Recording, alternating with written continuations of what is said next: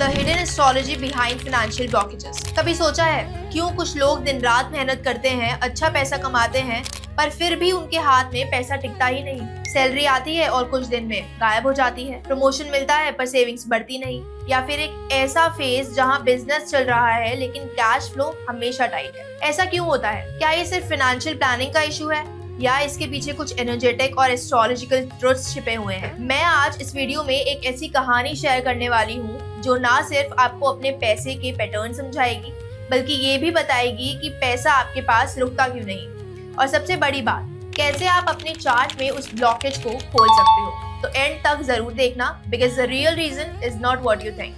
The modern money illusion 2025 के एक सर्वे के हिसाब से इंडिया में 63% लोग अपनी सैलरी के एक महीने के अंदर खर्च कर देते हैं और उनमें से 47% लोगों के पास इमरजेंसी के लिए 10,000 रुपए भी नहीं बचते। सोचो, डिजिटल एज में हम इतना कमा रहे हैं पर फिर भी पैसा हाथ में नहीं टिक रहा। आखिर प्रॉब्लम कहाँ है? यहाँ से मिस्ट्री स्टार्ट होती है। आपके चार्ट के 2 हाउसेस, सेकेंड हाउस धन भाव और 12th हाउस व्यय भाव, क्योंकि डिसाइड करते हैं कि आपका पैसा आपके पास रुकेगा या सिर्फ आएगा और चला जाएगा। Astrology meet psychology. एस्ट्रोलॉजी में सेकेंड हाउस रिप्रेजेंट करता है आपकी इनकम, सेविंग्स और एक्यूमुलेटेड वेल्थ। ये बताता है कि पैसा आपका कितना स्टेबल है। लेकिन दूसरी ही तरफ 12th हाउस होता है एक्सपेंसेस का घर, लॉसेस, अननेसेसरी खर्चे और वो एनर्जी जो पैसे को ड्रेन करती है। अब इंटरेस्टिंग बात यह है कि अगर आपके 12th हाउस में कोई मेलेफिक प्लैनेट हो या वो वीक हो जाए तो आपका पैटर्न होता है as soon as money comes I need to spend it. आपको रीजन मिलता रहता है खर्च करने का। New gadget, weekend trip, impulsive purchases, हर चीज जस्टिफाइड लगती है। बट कहानी यही खत्म नहीं होती। कई लोगों के चार्ट में सेकेंड हाउस स्ट्रॉन्ग होता है, मतलब अर्निंग अच्छी होती है, पर अगर 12th हाउस अनबैलेंस्ड हो तो पैसा रुकता नहीं। और कुछ लोगों के सेकेंड और 12th दोनों ही हाउसेस में इम्बैलेंस होता है। उनके लिए सिचुएशन और ट्रिकी हो जाती है क्योंकि वो अर्न भी मुश्किल से करते हैं और सेव भी नहीं कर पाते। द कार्मिक रीजन बिहाइंड मनी लीकेज। यहाँ एक डीपर लेयर है। लक्ष्मी तभी रुकती है जब उसका आगमन धार्मिक और एथिकल सोर्स से होता है। अगर पैसा किसी और के दुख, चीटिंग या मैनिपुलेशन से कमाया गया है तो उसके साथ एक नेगेटिव वाइब्रेशन अटैच होती है। उस वाइब्रेशन की वजह से वो पैसा घर में पीस नहीं लाता। वो आता है पर जाता भी उतनी ही तेजी से है। याद करो, पहले के जमाने में लोगों की इनकम कम थी लेकिन घर में सुकून ज्यादा था। सब खुश थे, मिलजुल के खाते थे और हर मेहमान के लिए जगह भी थी। आज इनकम बढ़ गई है लेकिन रिलेशनशिप्स और वाइब्रेशंस डाइल्यूट हो गए हैं। एस्ट्रोलॉजी के हिसाब से ये भी एक साइन है। जब घर में प्रेम और ग्रेटिट्यूड की एनर्जी कम होती है तो लक्ष्मी टिकती नहीं। The subtle science that your 12th house is disturbed. आपकी लाइफ में अगर ये सिम्टम्स हैं तो समझ जाओ कि 12th हाउस कुछ कह रहा है। पैसा मिलते ही आप इम्पल्सिव हो जाते हो, सेविंग्स प्लान बनते हैं पर टिकते नहीं, अनएक्सपेक्टेड मेडिकल या रिपेयर एक्सपेंसेस बार बार आते रहते हैं, आपको बार बार लॉसेस फेस करने पड़ते हैं या फिर गिल्ट के साथ पैसा खर्च होता रहता है।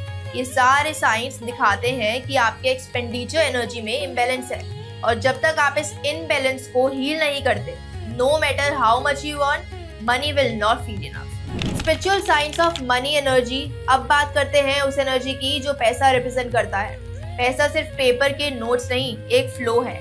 अगर वो flow negative emotions, guilt, greed, fear से बंद हो जाए तो वो नेचुरली लीक होने लगता है। एस्ट्रोलॉजिकली इस फ्लो को रिप्रेजेंट करती है अष्टलक्ष्मी, लक्ष्मी के 8 रूप। सिर्फ धन ही नहीं, हेल्थ, फैमिली, पीस, नॉलेज, करेज और वर्च्यू भी लक्ष्मी के रूप हैं।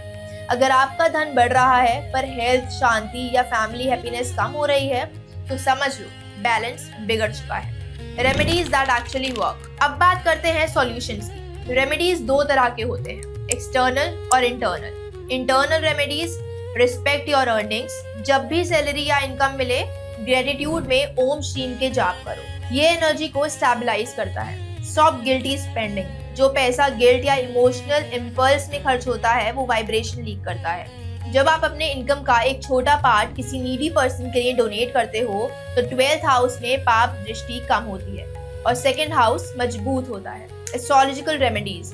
श्री सूक्त पाठ। रोज सुबह या शाम 5 बार श्री सूक्त का पाठ करो। ये लक्ष्मी एनर्जी को अट्रैक्ट करता है और फाइनेंशियल इंस्टेबिलिटी को बैलेंस करता है। गायत्री मंत्र 11 टाइम्स डेली पूरे फैमिली के साथ मिलकर करना और भी पावरफुल होता है।